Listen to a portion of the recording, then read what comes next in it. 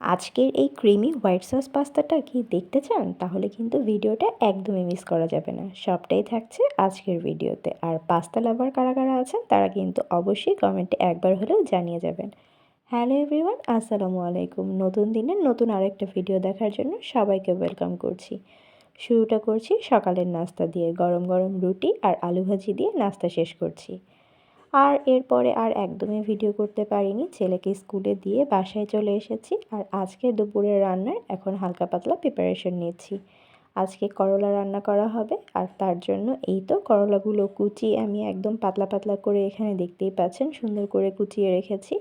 সাথে কিন্তু আমি এখানে অনেকগুলো আলু দিব, তার জন্য আলুগুলোও কেটে রেখেছি। আর এতগুলো পেঁয়াজও কুচি করে রেখেছি। এরই মাঝখানে ছেলেকে স্কুল থেকে আনতেও চলে গিয়েছিলাম, তারপর বাসায় চলে এসেছি। আর এখানে হচ্ছে 2 গ্লাস শরবত করে নিয়েছি, কারণ বাহিরে এত পরিমাণ রোদ আর গরম। তো বাইরে থেকে এসে একটু ঠান্ডা ঠান্ডা লেবু শরবত কিন্তু খেতে বেশ ভালো লাগে। আর আসার সময় ছেলে একটা চিপস এনেছিল, আর এই দেখেন চিপসের অবস্থা।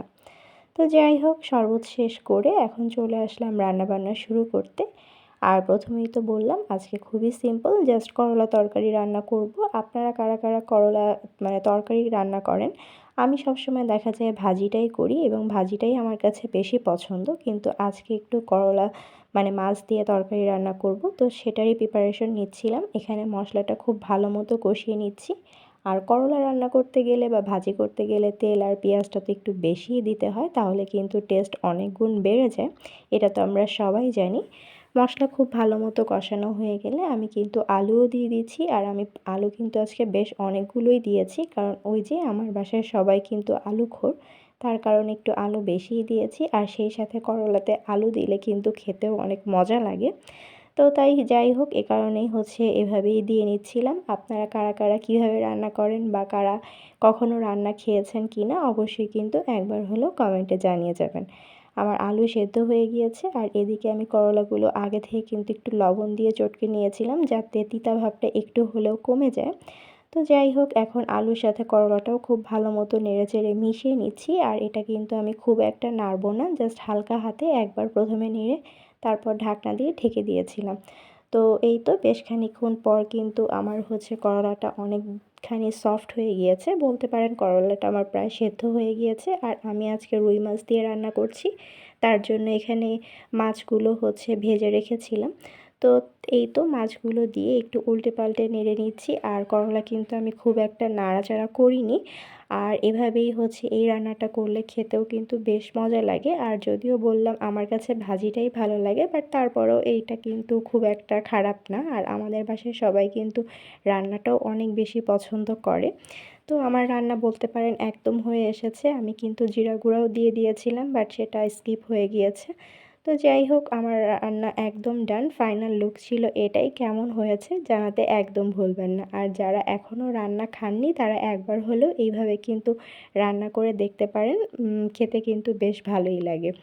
তো যাই হোক, এখন হচ্ছে রান্নাবান্না তো শেষ করে নিয়েছিলাম, আর এখন দুপুরের খাওয়াটা খেয়ে নেব।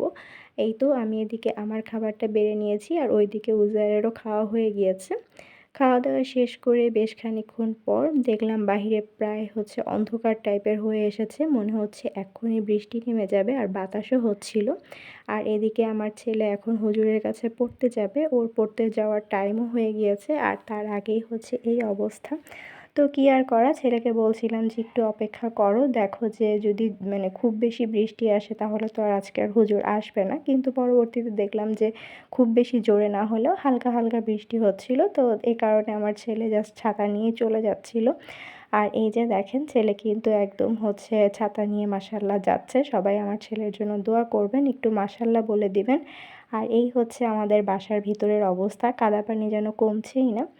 তো যাই হোক, তারপর এদিকে বিকালের নাস্তার জন্য এই তো আমি আজকে হোয়াইট সস পাস্তা রান্না করছি। আর পাস্তাটা আমি আমার ছেলে অনেক অনেক পছন্দ করি। আমাদের কাছে এতটাই ভালো লাগে যে প্রতিদিন দিলে মনে হয় প্রতিদিনই খেতে পারবো।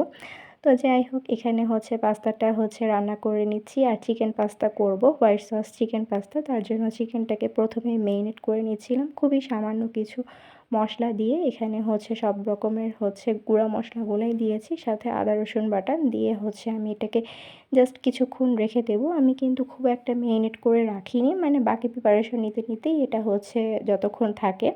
আর এদিকে পাস্তাটা সেদ্ধর জন্য তেল আর পানি, মানে পানির মধ্যে তেল আর লবণ দিয়ে নিয়েছিলাম। আর এখন 1 বাটি পাস্তা কিন্তু এখানে সেদ্ধ করে নিচ্ছি। এদিকে পাস্তাটা একটু নেড়েচেড়ে দিলাম। এদিকে এখন পাস্তাটা ঢাকা দিয়ে দেবো।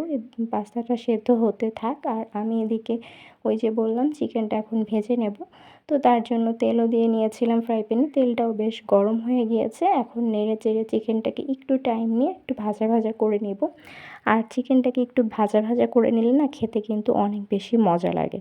তো আমি একটু হচ্ছে মানে টাইম নিয়ে ভাজা ভাজা করেই ভাজতেছিলাম। আপনারা আপনাদের পছন্দ মতো ভেজে নেবেন। যদি খুব একটা ভাজা পছন্দ না করেন, আপনারা কিন্তু হালকা ভাজাও রাখতে পারেন। বাট আমার কাছে একটু বেশি ভাজা হলেই খেতে কেন জানি ভালো লাগে বেশি। তো যাই হোক, আমার চিকেনটা কিন্তু বলতে পারেন যে প্রায় ভাজা ভাজা হয়ে এসেছে, মানে ভাজা হয়ে গিয়েছে। এখন এটাকে উঠিয়ে নেব। আর এইদিকে হচ্ছে আমি কিছু সবজি যেটা নিয়েছিলাম, বরবটি আর গাজর, আপনারা চাইলে আরও অনেক কিছুই অ্যাড করতে পারেন, বাট আমার কাছে আর কিছু ছিল না আজকে, তাই আমি 2টা দিয়েই করছি। আর সবজির জন্য আমি সামান্য একটু লবণ দিয়েছি। আমি কিন্তু কোনো কাঁচামরিচ অ্যাড করিনি, বা মানে ঝালের জন্য কোনো কিছু দেইনি। আর এখন আমি হোয়াইট সসটা রেডি করছি। আর আমি হোয়াইট সসটা ম্যাক্সিমাম ঘি দিয়েই করি। আপনারা কিন্তু অবশ্যই ঘি বা বাটার যে কোনো একটা কিছু দিয়ে করতে পারেন। আমি ঘিটা গরম করে একটু কয়েকটা শুকনো মরিচ দিয়ে দিয়েছিলাম ঝালের জন্য এখানে। আর এখন আমি ময়দা দিয়ে একটু ঘিয়ের সাথে ময়দাটাকে খুব ভালো মতো ভেজে নিচ্ছি। আর এখন আগে থেকে জাল করে রাখা দুধও দিয়ে দিলাম। আমি জানি এই রেসিপিটা হয়তো আপনারা সবাই অনেক বেশি ভালো পারেন, আর আমি যেভাবে করি সেটাই আপনাদের সাথে শেয়ার করছি। আপনারা যদি হচ্ছে অন্য কোনোভাবে করে থাকেন, আমাকে কিন্তু সেটাও কিন্তু কমেন্টে জানাতে পারেন। আমি কিন্তু তাহলে সেভাবেও নেক্সটে ট্রাই করতে পারি। আর যারা একদমই পারেন না, তারা কিন্তু আমার এইভাবে দেখে একবার হলেও ট্রাই করতে পারেন। আমি গ্যারান্টি দিয়ে বলছি, অবশ্যই এটা এভাবে রান্না করে দেখবেন, খেতে কিন্তু ভীষণ ভীষণ মজার হয়। তো যাই হোক, দেখতেই তো পেলেন আমি মানে সসটা রেডি করে তার মধ্যে চিকেন আর ভেজিটেবলটা দিয়ে নিয়েছিলাম। তারপর এখন সেদ্ধ করে রাখা পাস্তাটাও দিয়ে দিলাম। এখন শুধুমাত্র মিক্সড করতে হবে, খুব ভালো মতো নেড়েচেড়ে মিক্সড করতে হবে। আর টেস্টের ব্যালেন্সটা আপনারা আপনাদের টেস্ট বুঝে দিয়ে দিবেন, কেমন মানে লবণ ঝাল সেটা সব কিছুই। আমি এখানে শেষে একটু টমেটো কেচাপও দিয়ে দিলাম। এই তো পাস্তা আমার একদম রেডি। আর আজকের পাস্তাটা কিন্তু অনেক অনেক ক্রিমি হয়েছিল। আমি এ কারণে আর এক্সট্রা করে কোনো চিজ ইউজ করিনি। আপনারা চাইলে এখানে চিজ দিলে আরও বেশি হচ্ছে চিজি টাইপের হবে। আমি হচ্ছে জাস্ট হোয়াইট সসের যে ক্রিমি ভাবটা ছিল সেটাই এভাবেই রেখেছি। আমার পাস্তা কিন্তু একদম রেডি হয়ে গিয়েছে। এখন আমি সার্ভিং ডিশে পাস্তাটাকে সার্ভ করে নিচ্ছি।